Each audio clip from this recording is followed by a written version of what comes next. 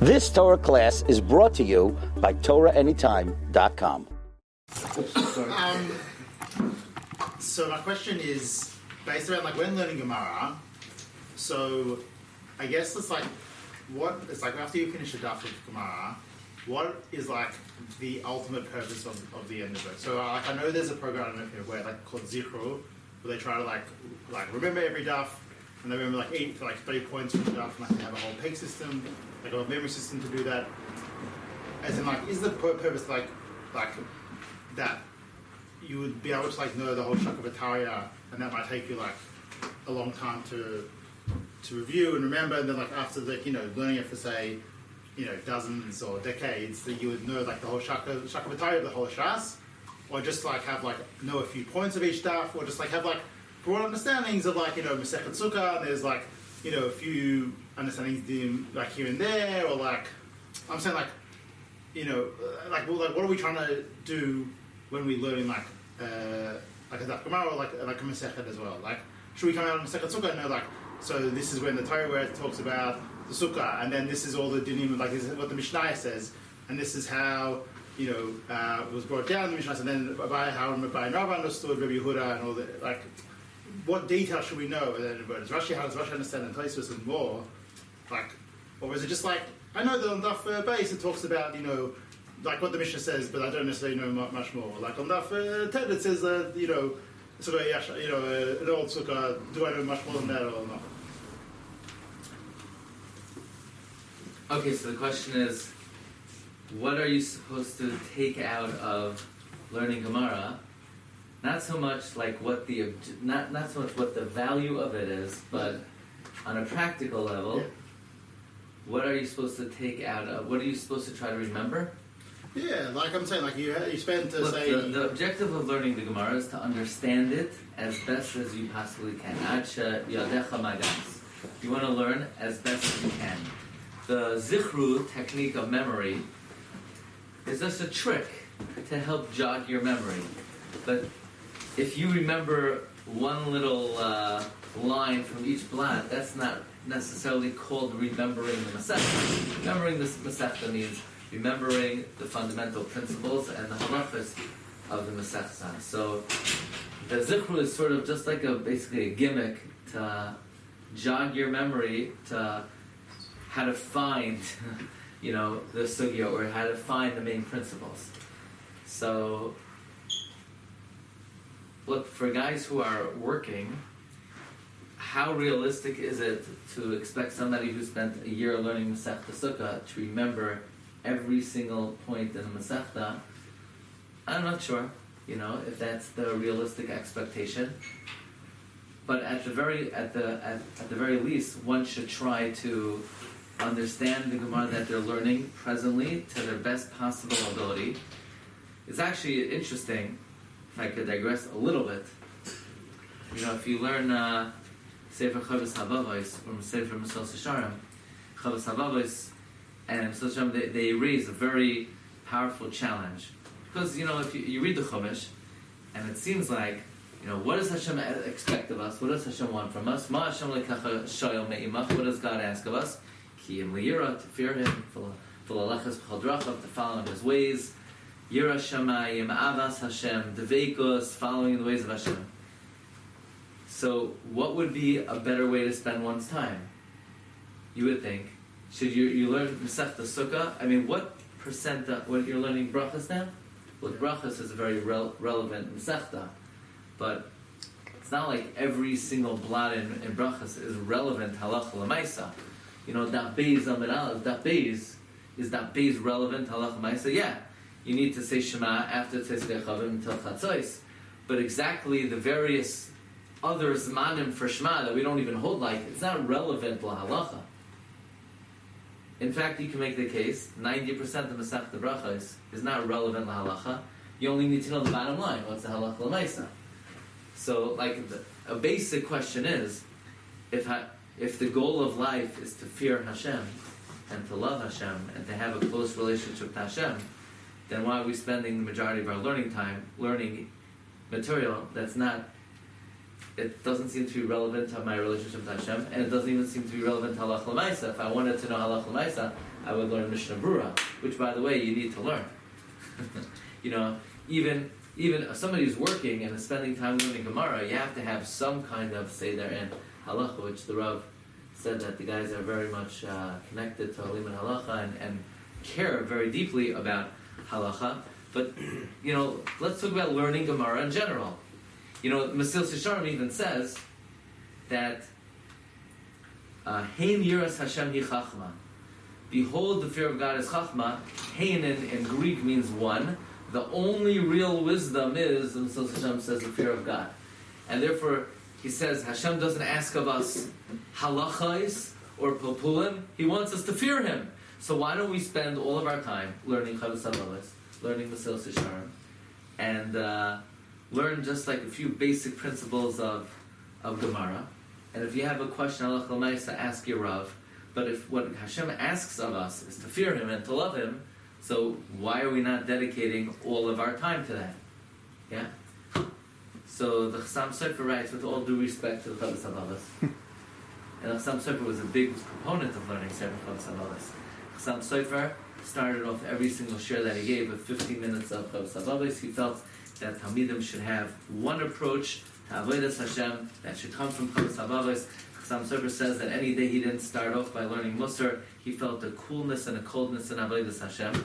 He says, but this that the Chavos HaVavos sort of mocks. Chavos HaVavos mocks, you know, basically the yeshiva system, where people could spend a month about a halacha. If somebody throws a get, safek karav loy, safek karav la, and what the halacha is and what the lumdus of that is. I mean, when was the last time a guy threw a get to a woman and you're not sure whether it's closer to him or to her? But he's been practicing dart practice, so he aimed exactly the get that shall land exactly between him and her. I mean, if that ever happens, you'll ask your local Orthodox rabbi. In the meantime, let's get working on Avas Hashem and Yiras Hashem. But the Chassam Sofer says that the derech of learning in Klal Yisrael is the pilpul of the Gemara, because this is the tried and proven way to connect one's heart to Yiras Hashem. So by learning Gemara, by learning Havayas, Havai V'Rava, by learning a sugya that doesn't seem to be relevant, not to my relationship to Hashem, and not to halacha l'maisa, that is the tried and proven way to ensure that we have a very warm and fiery connection to HaKadosh Baruch Hu and the mitzvahs. So it's not necessarily rational why it works that way, but God gave us the Torah that v'hayu, how do you come v'yahavtas Hashem lekecha, how do you come to love Hashem? V'hayu hadvar ma'ila asher anochi mitzavcha hayom al levavecha. But that being said,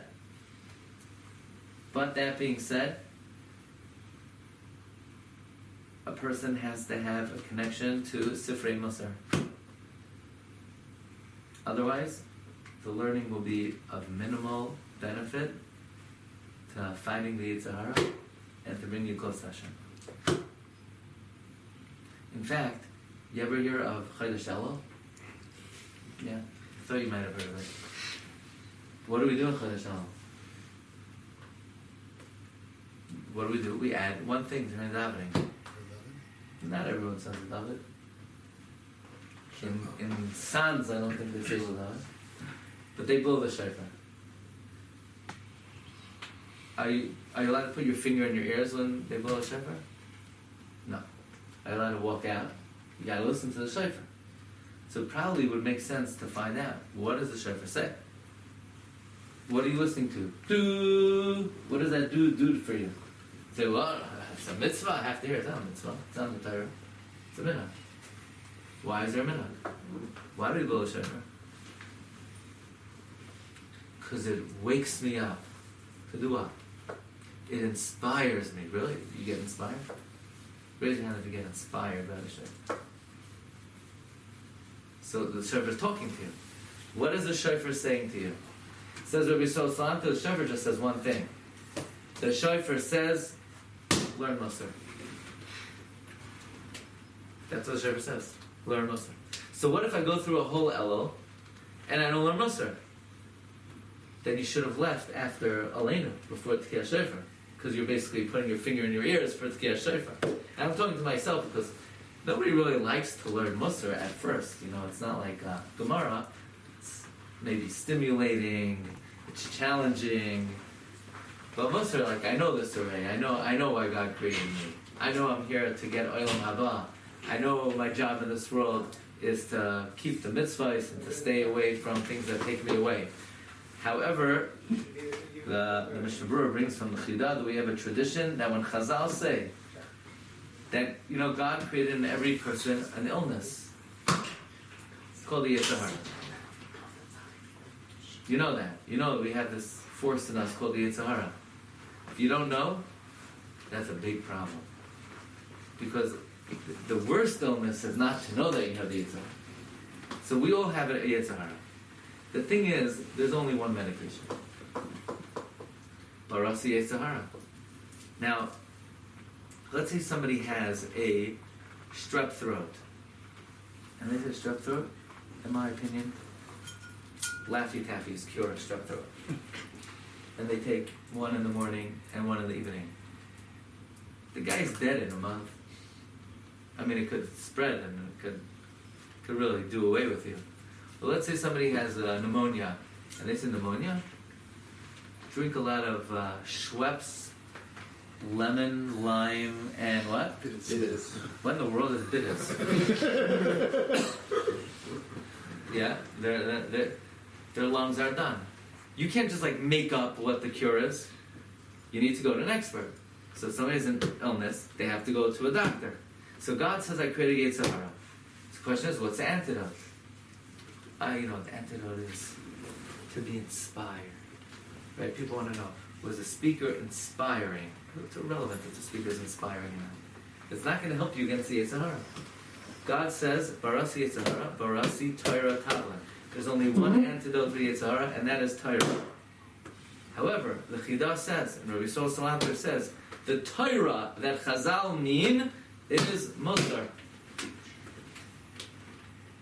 Otherwise, there's an illness, and if left untreated, you're gone. You're finished. You could learn Gemara. You can learn Halacha. You also have to learn Musar. That's a big Chiddush. In the Gemara says that they're going to come and say that Torah Talmud. Yeah, the Chidah says we have a tradition from earlier generations that is referring to the Musar of the Torah. Rabbi Yisrael Salanter also said that. Why? Because it's like this. I'll give you a better example. Obviously, if you take Laffy Taffies, it's not going to do anything. But what if a guy says, see, the Torah is like a multivitamin. So what is it going to do? It will boost your general immunity.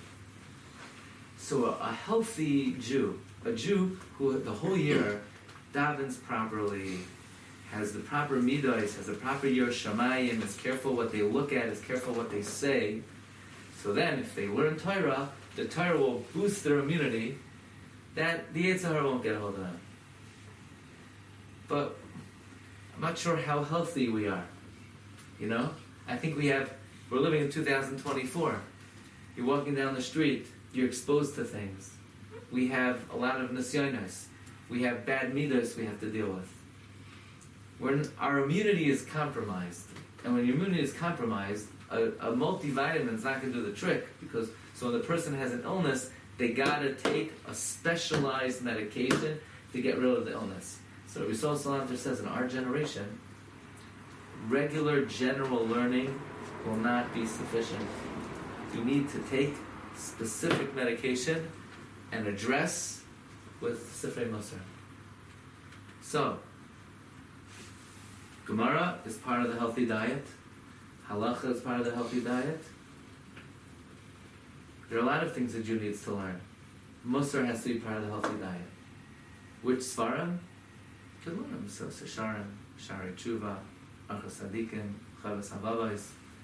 In our generation, people love to learn Machshava. Me included. I love all kinds of Svarim. I love mystical stuff. However, it's all great. But in a certain sense, the Yetzer Hara says, learn about what's going on in the in the Rakia, in the Oilamis Al Yoinim. But don't learn about what's going on in the psychology of your mind of why, even though you're generally a good guy, you could get angry so easily, or you could be so arrogant or jealous. Don't learn about yourself.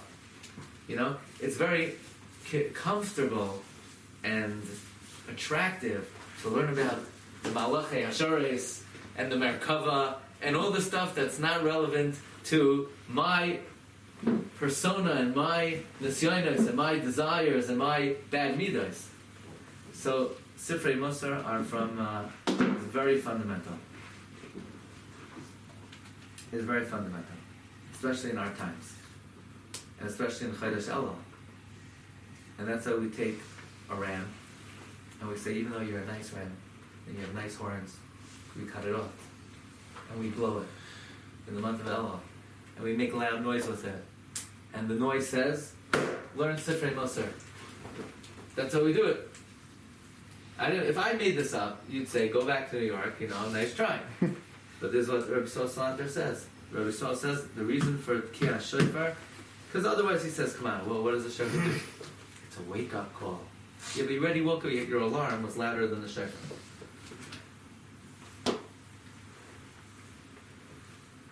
Yeah. So Musar gets a bad rap. Heaven forbid for a Rebbe to get the Musar. That's why the Rebbe, only you could give yourself Musar. It says in Pirkei Avos, M'eina nili, mili. Rabbeinu Yonah says, if I don't reprimand myself, nobody will reprimand me. You could go to a Shiur, and the Maggid Shiur, where the speaker can give Musar, but it will not have an impact on you unless you take it to your heart and you reprimand yourself. So this is one of the primary functions of Chodesh Elul. Because even somebody who's learning, they invented this phone, isn't that right? Learning.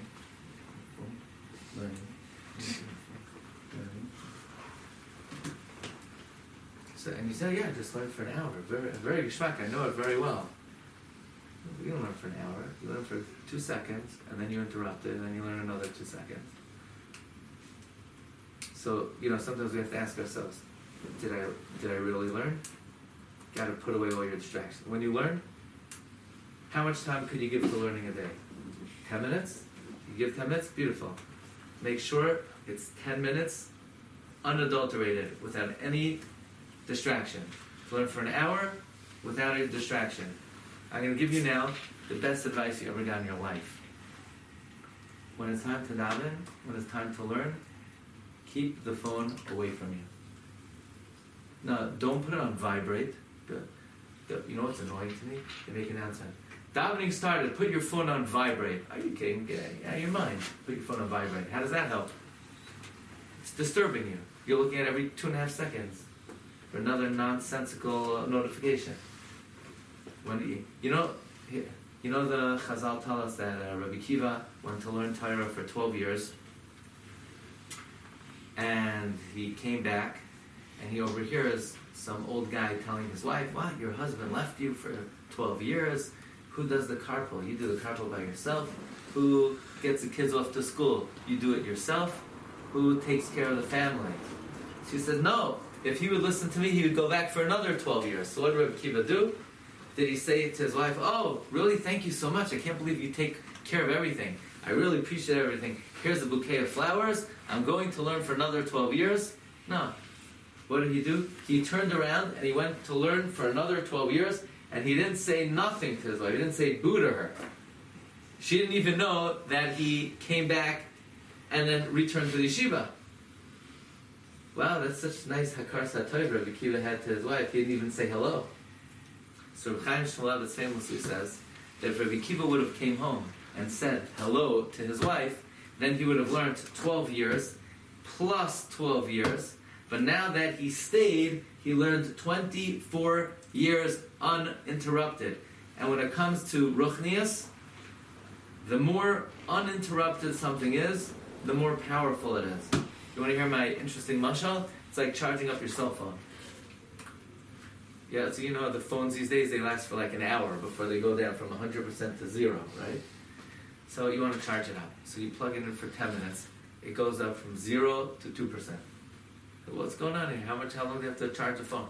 You leave it in for 40 minutes, it goes to 7%. You leave it in for an hour and a half, all of a sudden it's up to 63%. It's like, it's not commensurate with the time. It's like, it has to warm up, but once it warms up, it really gets going. Same thing with learning, you know? You learn a minute, then you look at your phone, you learn another minute. It's like, every time you started, it's like, you know, you cooled off.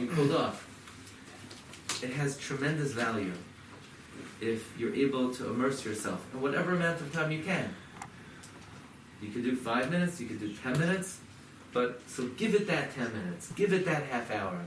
It shouldn't be interrupted or with distractions. So I didn't address specifically only your question, but any other? Oh, you can let it roll. Yeah. I was reading my book about davening, and it's said in it that I think Rashi says this, but that the ikar voda for Adam, like before the chait was to daven, like to ask for the rain, and then everything would come into fruition. So I wanted to understand and he said even now that even after the chait that's still the ikar voda is davening. I want to understand if it's the ikar voda, why only men are obligated in doing it. In davening? Yeah.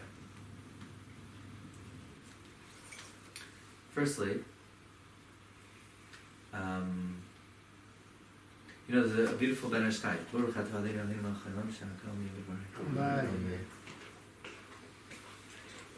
That tefillah is the essence of a person, the essence of Adam.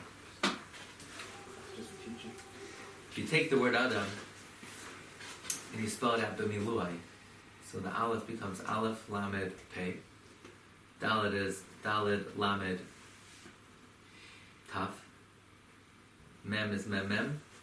You take the hidden letters of Adam. Okay, so you have every letter has the revealed part and the hidden part. So the letter Aleph, the revealed part is the Aleph, and the hidden part is the Lamed and the Pei, when it's spelled out b'miluai. The hidden part of the word Adam, those letters, so Lamed, Pei, Lamed, Taf, Mem, is Mispala. Mispala is the essence of man. Man's essence is to daven. But the truth is, it does apply to women. Women are obligated in davening. According to the Rambam, tefillah midoraisa is once a day. And it's not zman grama. And therefore women are obligated to daven at least once a day to praise Hashem and ask for their needs. So a woman would fulfill that by saying, she wakes up in the morning, she has one kid pulling on one leg, one kid pulling on another leg, one kid, about to tear down the house. She says, Hashem, you created the world, help! She was mekayim the mitzvah of tefillah. Midaraisa. Actually, you're not allowed to eat before you daven. A woman's not allowed to eat before she davens either. But when she does that, she could eat, because she fulfilled tefillah midaraisa. The Ramban says tefillah is d'Rabbanan, shachris and mincha, and women have to daven shachris and mincha. And Mishnah Berurah paskins, women should daven shachris and mincha. Now, in the Sefer called Kisar Chavetz Chaim, it says that the Chavetz Chaim's son writes about his mother that my mother cannot never daven her whole life, because my father, the Chavetz Chaim, told her she's pater. Why? Oisek b'mitzvah pater min ha-mitzvah. So they're raising children, they're oisek in a mitzvah. The Chavetz Chaim held married women with children, are exempt. So it's not that they're fundamentally not obligated to daven, they're obligated, but they're just always busy in another mitzvah. But a woman who has time would be obligated to daven. And I have another thing when it comes to davening, that I hear a lot of the shuls daven really quickly, I find, and having come back from the shiva, it takes me longer to daven. But I sort of think myself, right now I'm in a position where I'm not in a rush to get somewhere. But if I was in such a position, how do I sort of feel that maybe I would also want to rush my davening and want to get somewhere. So I want to know, what's the appropriate way to approach this sort of situation to say, and to find a common ground in minyanim, about a pace to daven in. So first, the first thing you have to know is, why do you daven in a shul? To daven with a minyan. What does it mean to daven with a minyan? To daven with a minyan means you start Shemona Esrei with the tzibur, period. That means if you show up in shul and you're the first one there, and you're busy saying Matoivo, Yigdal, and Adonai Olam, and then the Karbanos, and then by the time you say everything, they've already said Shemona Esrei, and you're up to Ashrei, you didn't daven with a minyan. Or, you could have rolled in late, and you rolled in when they're up to Vayivarach David. You quickly put on your tefillin. You said, Berachas HaShachar, Kol Shomer Ashrei Yishtabach, and you started Shemona Esrei with them. You did daven with a minyan. So the first thing you need to know is, what does it mean to daven with a minyan halachically? It means to start Shemona Esrei at the time that they start, not 5 seconds later. When they start. That's the Mishnah Berurah says. So you have to do everything in your power to do that. Now, it's not good to skip. You shouldn't skip Sukkot Zimra. Now, if let's say they start davening and by the time and Shemona Esrei is 17 minutes later, and it's not physically possible to say all the words, so come 10 minutes earlier. And a person needs to, a serious Ben Torah needs to schedule their davening that they get to shul in a way that they could reasonably say Al Natilas Yadayim, Asher Yatzar, Elokai Neshama, Berachas HaTorah, 15 Berachas HaShachar, Karbanos, minimum Parshas HaTamid, and the whole Sukkot Zimra, to be able to start Shemona Esrei with the Tzibur. If that means coming 7 minutes early, come 7 minutes early. If somebody comes 2 minutes late, and then they put on their tefillin, and by the time they put on their tefillin, the tzibur is up to, they're up to Yishtabach. So they came late. So they didn't really make a reasonable effort to daven with the minyan that day, You gotta... Look, everybody knows, something that you're not interested in, you come late to, right? Like when you have a wedding of somebody that you're just trying to show up to because you could just check off, yeah, I came to the wedding. So what do? You come as late as you possibly can, and you leave right away. It's interesting. I always find the people who leave first are the people who came latest. You ever notice that? That the people who... It's an amazing thing. The people who leave the earliest are the people who came the latest. And the people who come the earliest are the people who stay the latest. Isn't that weird? Why would... If the people who came late, you would expect them to stay later. The answer is, no. There are people who care about davening and people who don't care about davening. So if you don't care about it, you come late and you leave early.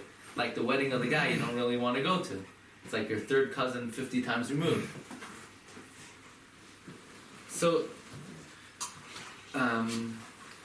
it's important to get there in a way that you could put on your tefillin and say whatever you need to say without having to skip.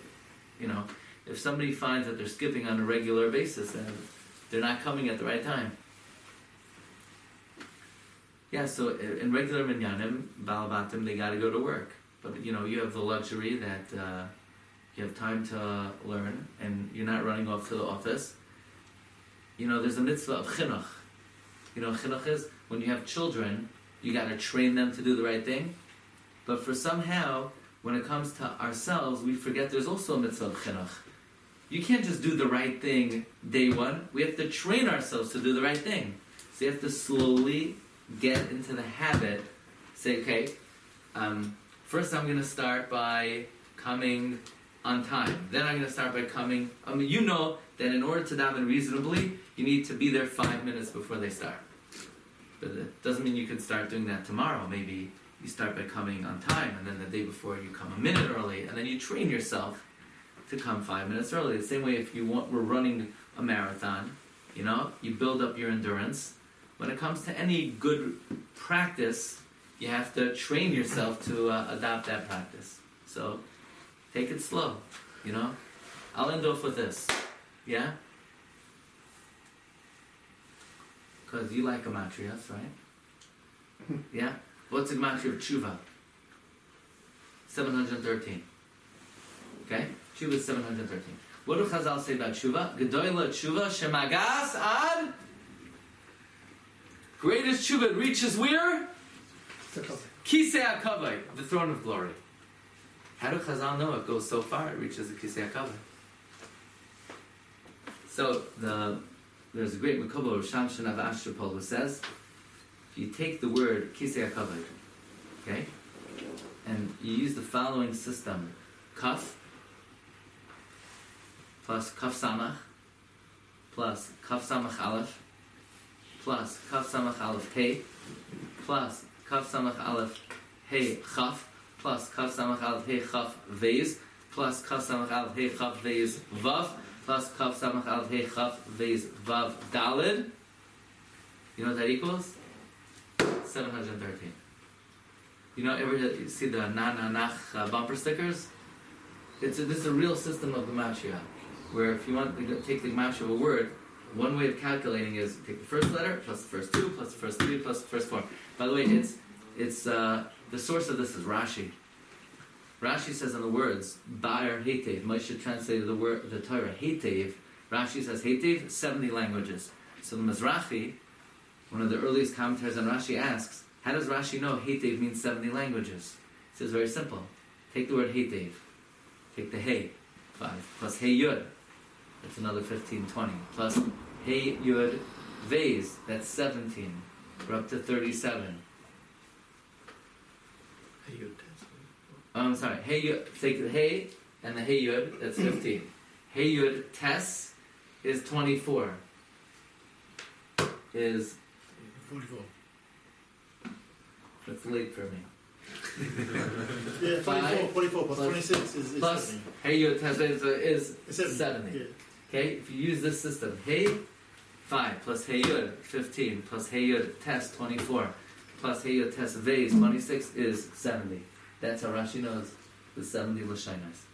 So if you take Tshuva is 713, if you take Kisei HaKavod, Kaf Sama Al, it equals 713.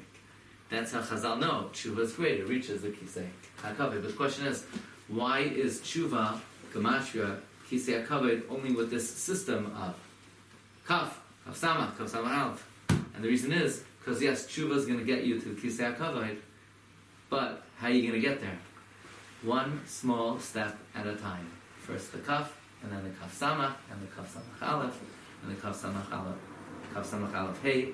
So we have a big job ahead of us. We have a long journey, but the good news is you only take one small step at a time. This Elul, you'll take one step. Next Elul, you take another step, and ultimately Hashem will give us the Siyata D'Shmaya to reach all the way to the Kisei HaKavod. You've just experienced another Torah class brought to you by TorahAnytime.com.